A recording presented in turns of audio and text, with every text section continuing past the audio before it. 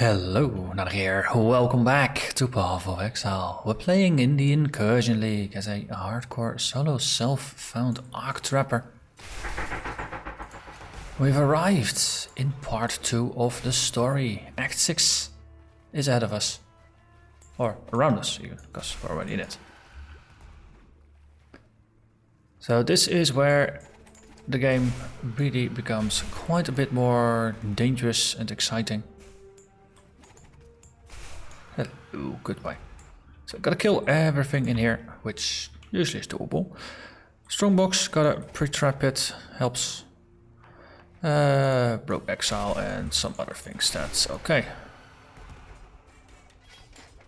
Lots and lots and then even lots more items. Well, we can do something with that.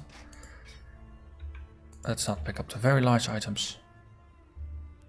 So in between episodes, I, of course, did some gear upgrading because we have a little bit of a resistance problem after taking out Kitava. We lose 30 to all resist, so that usually puts you at negative 30 chaos, which is no joke, at least not with the incursions coming up. Apparently they mix in quite some spike or some burst chaos damage. And on top, the other resistances also suffer 30 points. So I did some gear crafting, some gear reassigning in order to fix that. And after we take out all the monsters here, we'll go over that. Hello, goodbye. One side effect of hello, goodbye. There you go. Well, it wasn't too scary so far. Yes, we can pick that one up. Great. Okay, so gear upgrades. Things have changed quite a bit. End result is we got out quite a bit ahead, but I had to make a couple changes. So resistances are in very good shape, right? Again. Fire resist, we're overcapped 14 points, so the scorching ray totems that we will be facing in the next part of Act 6 here, they can chop off a little bit of resistance without really influencing the amount of fire resistance I effectively have. Lightning at 73 right now. The belt, for example, is really rubbish, so I'm pretty confident that once we find a belt upgrade, we can just get some lightning resistance on there and sort that one out. In terms of crafting, there was a choice between adding effectively 2% lightning resistance or adding 50 life to some of the items. Going for life was the best option there. Chaos, negative 7 right now. We've got a Amethyst Ring in the mix, which I just alked it. This is the one I think I found or picked up or in a previous episode. Alked it and it came out not too bad. 65 to life is nice. Stat bonuses for Dex and Int are very happy. Bit of increased rarity found, and I crafted some fire resistance on top here to help top off that fire resist. Gloves. We were using one of the gloves that we found in our very first temple run. The one that granted 80 or 90 life, not life, mana. Both out of mana, which was tremendously helpful. Having a larger energy pool gives you a bit more regen, gives you a little bit more of a buffer. So it's just very helpful for just continuously throwing out those traps. Problem was that was the only redeeming factor for those gloves. So out they went, and in these gloves went that they're not terribly great. But there's some mana on here, there's more int on here, there's some fire resistance on here, and I crafted some life on here. So again, it's just a small step forward. There's a bit more evasion on here as well. They actually have an item level 45, whereas the other ones were like 15. So putting 4 sockets on here was an option. Though they might even have actually come with 4 sockets. I'm not entirely sure of that. No, they had less. I crafted the sockets on. Downside is, of course, with low level items you can't push them to 4 sockets, so you gotta run into limits of what gems you can put in there, because at some point you just need more space. Boots, they have chaos resistance, that's why I have them. But chaos resistance plus 25% movement speed, that was the only thing I really cared about. the cold resistance is a very nice bonus. One of the reasons why we're now overcapped on cold res, and I crafted a life on here, just like I did here. We have a decent multiplier to life, so if you add flat life to your gear, your total life is going to go up. And we now have over 1700 life, whereas the last episode we ended at about 1550. So we gained a net amount of 150 life to our health pool. Body armor. The old one, I've been keeping my body armor more up to date than some of the other items, but still it wasn't terribly great. This one came out pretty decent. The implicit that adds both evasion and stun and block recovery was kind of nice, because it allowed me to also roll another percentage based evasion and energy shield increase. So we get a lot of energy shield and evasion from here. Built-in life was decent, and built-in double resist, very, very helpful. Not the best stats in the world, but they're good enough for now. That's the theme of all the gear. You know, sometimes good enough is just good enough. A shield, I've been lamenting the fact that I haven't found any good items or any of the level appropriate shields for a while now. And then at the vendor in Act 6, I was able to obtain this beauty. This is the next tier of shields. It has 9% increased movement speed. And after, I think, alching it, yeah, I think I alched this one. When rolling rares, I try to look at essences if any of them are okay-ish, but none of them were helpful anymore, so I just alched it. Flat evasion, percentage evasion, it's just very nice. I think this one doubled the amount of evasion I got from it. Flat life regen is a bit of a waste of a slot, but can't always have everything. All res as well as a little bit of cold res on here do make it better. And then crafting more life just for survivability. Oh, and amulet. So that was also one of the things. Increasing the movement speed a little bit on my boots pushed me 5% up. The old amulet was the curry reward, which gives 10% movement speed. I took that one down and replaced it with an amulet that just simply grants me more stats. Because that's the thing I was really needing. I've been constrained on intelligence for a while now. Just trying to look for ways to increase it via the skill tree. But in the end, so getting a little bit more movement speed here just allowed me to swap out a very nice starter amulet for something that actually gives me stats. And that allows me to level up my skills. Because that in turn, of course, gives me more damage, which equals kill speed and therefore safety. So there's a little bit of spell damage on there that's just negligible. It's truly about the strength, int, dex, more int. And that's it. I think I rolled this one with an essence, so the 6% increased energy shield is sort of kind of maybe helpful, but again, I don't really have a lot of energy shield, so it's not doing all that much. The belt here, still a bit of a sore thing. It's just not great. So that one ought to be replaced anytime soon. And I think the leather hoods, it's still sufficient. I mean, there's a good mana roll on here. There's a good life roll on here. And the fire resistance is helpful. So that in terms of gear. So one of the things that did allow me to do is to refund this intelligence point since I no longer needed it. And after doing the Elrion daily mission, my mana was just empty. I lost some mana, which wasn't really great for just sustaining. So what I did is I unfunded the arrow dancing here for temporarily. Unfunded this one, and I got myself Soul Siphon. Specifically, actually two reasons here. There's a nice percentage increase to your maximum mana from these nodes, but there's also 5 mana gained on kill. I happen to already have 1 mana gained on kill on my scepter, so in total that's now 6 mana for every kill. If I throw a arc trap, that is 33 mana for the cluster of 4 traps. So if I manage to get 5 kills out of that, it effectively only cost me 3 mana. Well, if you look at the mana regen I have with the clarity up, as well as my natural regeneration, I already regenerate 27.6 mana per second. So getting little chunks of mana back from those kills allows me to effectively keep my mana just flat against regular mobs. It's in bosses where it will start draining, but that's where, of course, I have a mana flask for. But now I no longer need the mana flask against regular mobs, and that just smooths the gameplay out a little bit more. Okay, so lots of talking about gear upgrades. That's almost a standard issue for the beginning of Act 6. Let's stash all the things and then do the Alpha mission, because that is, of course, fun times. So where are we going? Banquet Hall. That's a dead-end room that doesn't do anything. So let's see what are we going to make out of this. Minions for the undetect or traps throughout the temple. It is an opportunity for traps. On the other hand, do I really want to? Because I'm really not that great at it. Now let's give minions to the undetect. So we kill the top one.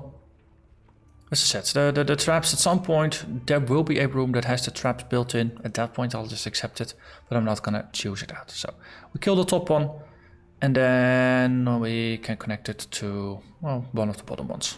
That doesn't really matter.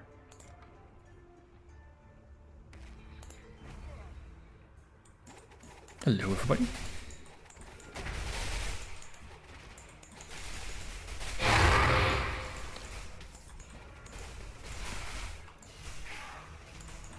Hello there, Master Architect of Fortifications.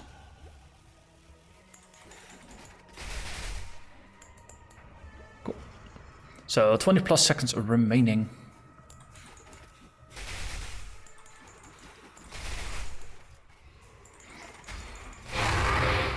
Oh, not a passage stone. So that is 2 stones and an architect. And still 14 seconds remaining in order to clear out whatever there still is. That looks like a full clear. I'm stoneless, so might as well go out with 8 seconds remaining. That's I think that's a first. This one went incredibly smooth. And now we have ourselves a hatchery, where we can make new Vaal things. So we'll pick up arrow dancing once again. Could have waited, but I wanted to test out the changes before starting a recording. And then we can upgrade some more things. And of course we are drowning in loot. I don't pick up very large items. Okay, and then let's get started. Actually, we got space. Let's get started on the remainder. We have ourselves a Tukohama to kill. Oh, as well as a gem vendor to unlock.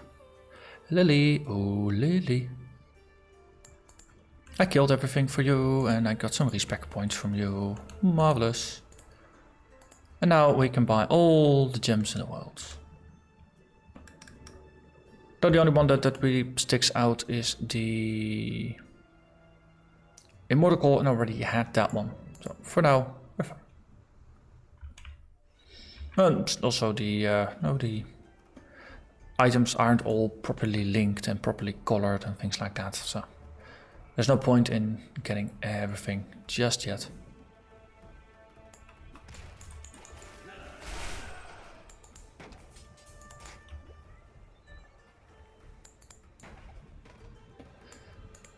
So the next goal on the skill tree will be to go for the celerity wheel to get myself some more movement speed. I think having high mobility is gonna be very happy for this build, because you can physically dodge some more attacks. Burrowing doggies. Though with a Quicksilver Flask, movement speed is pretty darn good as well.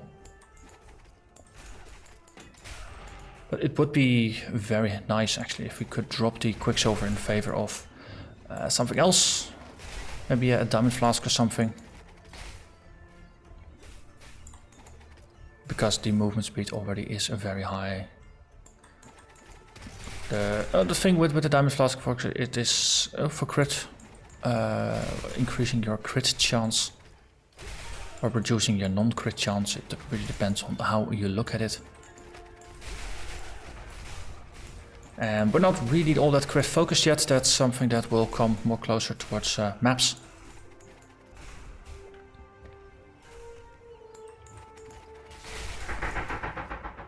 early on I'd rather focus on survivability, because, well, survivability is pretty darn helpful.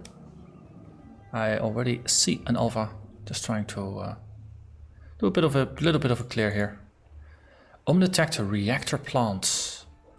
So now it's going to be a great plant. Ah, this is the Architect of Toxins, and we get a valuable item. This is the first time I think we actually have a tier 3 toxic room. Nice. So in terms of connections, we have the convenience for the corruption chamber, but I think connecting to the cloister is better, because then we connect a loop rather than creating a dead end. So top one and then a bottom doorway.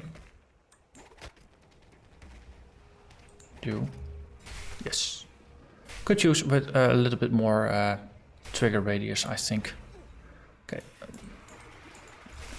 Okay, top architect, that is you in a little room. You're the other one, aren't you? And here you see mana is a bit of an issue, but enemies gone though. And we have it fully upgraded, which is very helpful.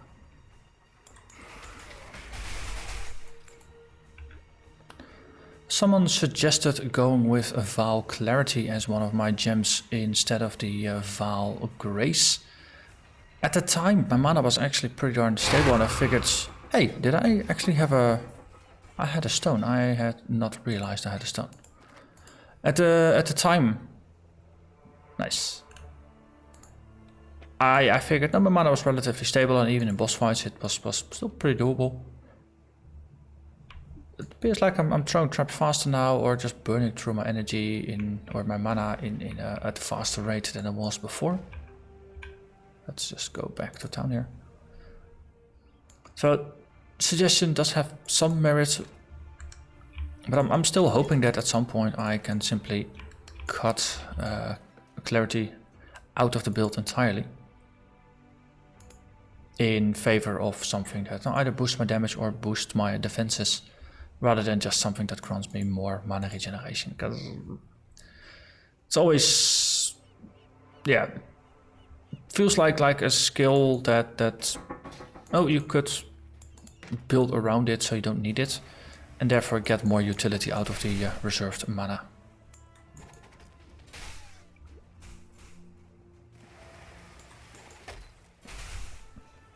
But it might be that I'll just have to resign myself to having to rely on that one for boss fights. Let's see, decoy totem. Ah yeah, now I'm strength locked on decoy totem. That's okay. Okay, Alpha Treasury. Ooh, tier 3 treasury. I like it.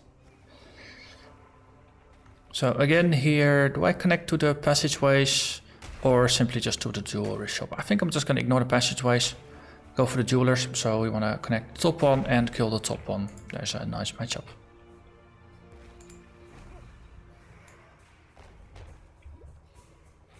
Oh, there's of course a pack of monsters there.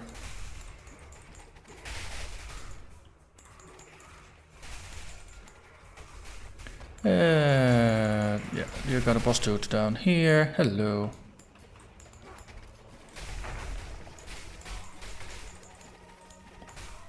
Okay. At least we got ourselves a tier 3 room here. You are there. Actually didn't need to throw that many bad traps.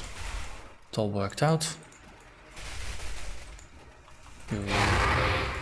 Okay, I think it was the right hand side. Okay, never mind.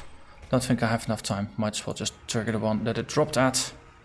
Not the most elegant, but at least it is a connection. And now it connects back to the corruption chamber. But at least it's tier 3. So we now have 2 tier 3s and 2 tier 2 ones. Pretty happy with that result so far. Just picking up more items. No, crafting this stage, it uses up quite some of your transmutes and alterations. So just picking up a couple more rares and selling them is a very good way to just replenish those stores. Okay, Tad Island, yes.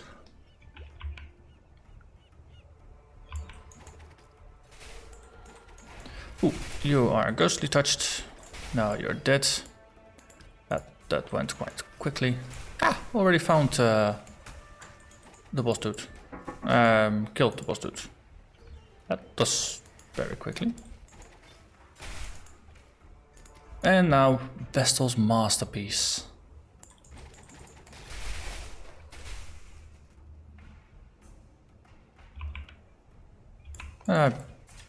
Guess there's no real need to do a full clear. We already have the waypoint on the way back, of course. Orb of Alchemy. Well, I wouldn't have found this Orb of Alchemy otherwise. Just justifying it after the fact. Really, I could have just portaled out earlier.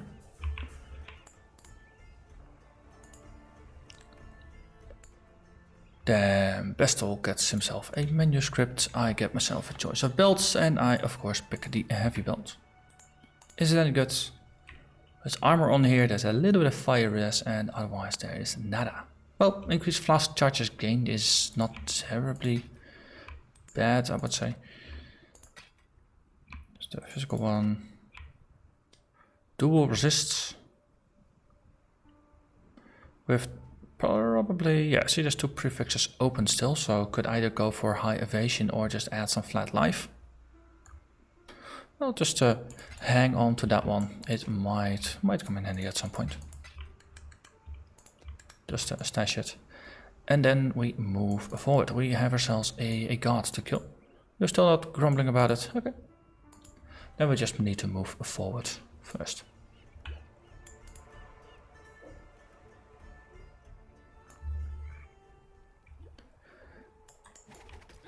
Okay, now we are in Tukohama space, and look at that.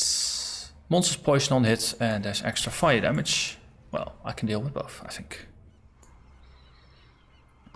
Poison is of course chaos damage over time, so having my resistances bumped up a little bit means it won't hurt as much. Another very good way of dealing with poison damage is simply by not getting hit. Hey, it works. So having evasion with dodge, with block, it should help with some regard. Just physically not being close to enemies also helps. Wait, what is you? What are you? Perkroll the Lucky. And we were lucky to find him. He's not that common of a boss, in my experience so far. Got some corrupted items, got some more shards, and a Vaal Righteous Fire. So anything fun on the corrupted items? Soccer-ability, decent chunk of physical damage, some crit, some bleed. Hey, corrupted tricorn. It's only 3 sockets, that's a bit of a downside. But that can be fixed, of course, with Verici crafting. Bit of life, bit of poor resist rolls, but nothing truly great.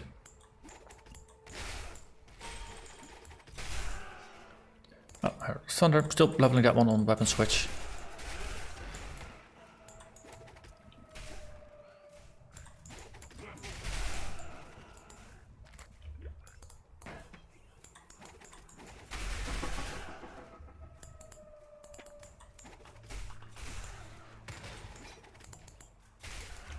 Okay, there we go.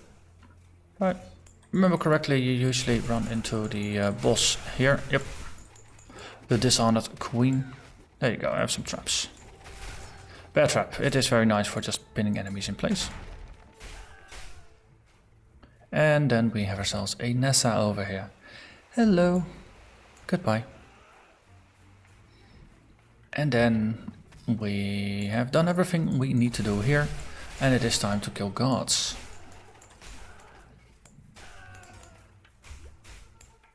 The stone golem seems a little frail, just because it's actually a level 1 stone golem gem with some quality on it that drops while doing my warm-up. Then I'm now simply trying to level back to the level it was at before. But having some quality on a gem is rather helpful. So okay, there's a companion here, that always means it is a kill quest.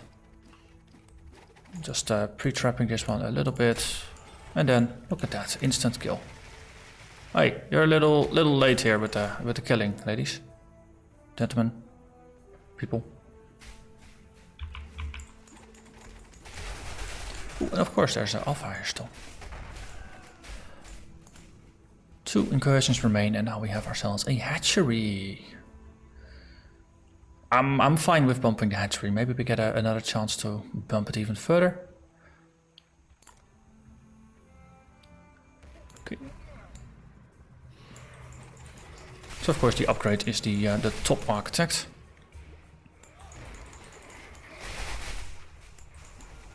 Got a nice stash of time built up here. Okay. And there we go. Gone it is.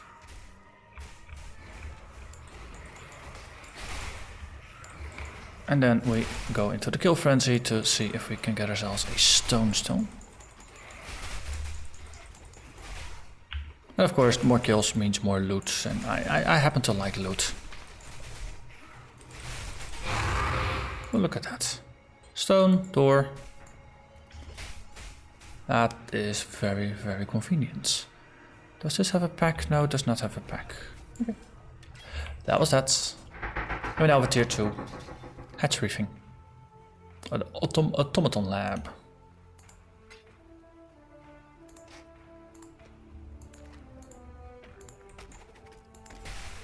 Let's see, anything else? Just grabbing more items. And that does conclude everything we needed to do here. Then there's the passage, and the eye we plucked out of the boss earlier goes in here as a key. And then we will see ourselves in. We have one more incursion remaining, which is very convenient. We can do one more incursion in this area, and the next episode we can do the temple from the hideout. And then dive into the prison afterwards. Yeah, so we had that one, so next up is going to be celerity. Simply for the speed and evasion.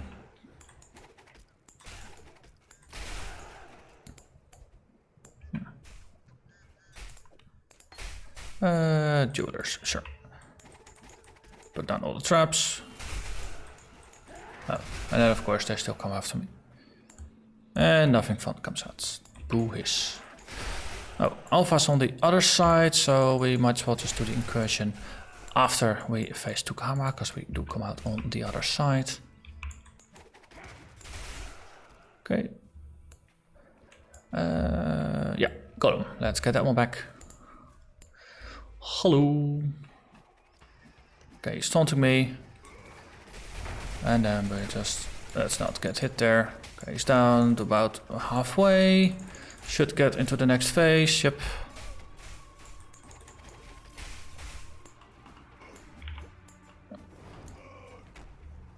Oh, just didn't throw enough traps in there.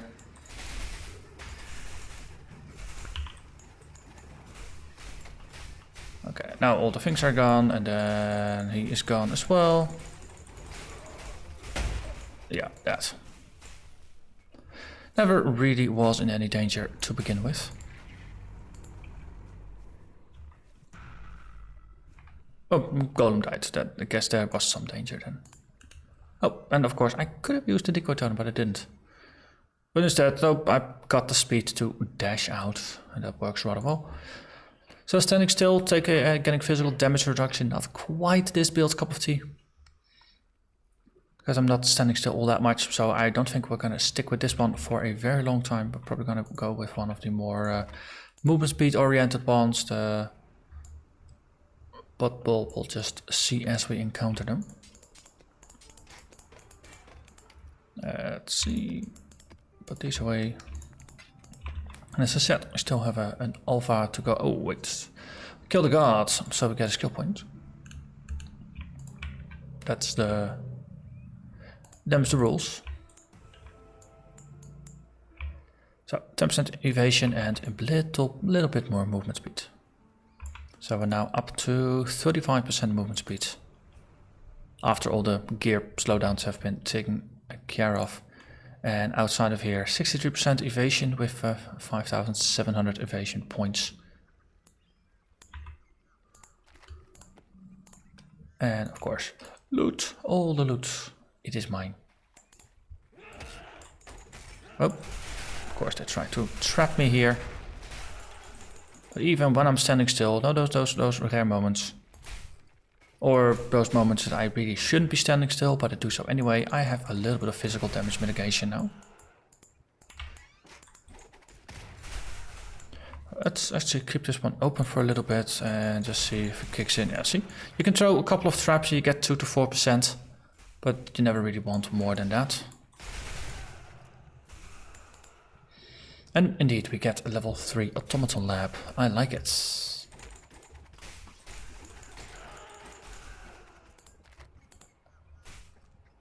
Your temple. Yep, there's only one thing. We kill the boss and we get 3 tier 3 ones for our run.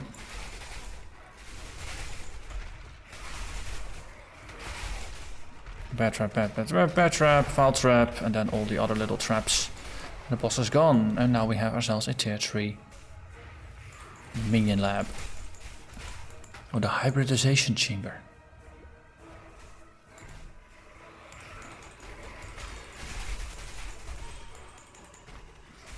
Honor beard! Haha, that's a funny name. His beard has honor.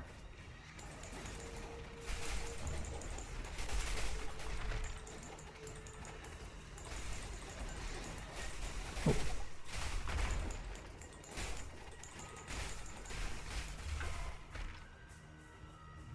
And last group. That nearly a full clear. I think we left the last rare standing. Valkyrie's gem goes up, so that means even more evasion. Nearly 6,000 points of it. Let's see, and indeed, tier 3. I think this is a pretty darn good outcome. Pretty good outcome.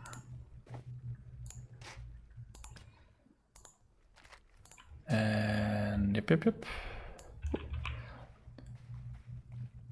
Wait, was that an Amethyst Ring? Flask. Yeah, that one. Probably should have grabbed that. That way I could make some interesting swaps and grab myself a Amethyst Flask if need be, to deal with some chaos damage in incursions or temples or wherever chaos damage is gonna be a problem. The Slava fight maybe.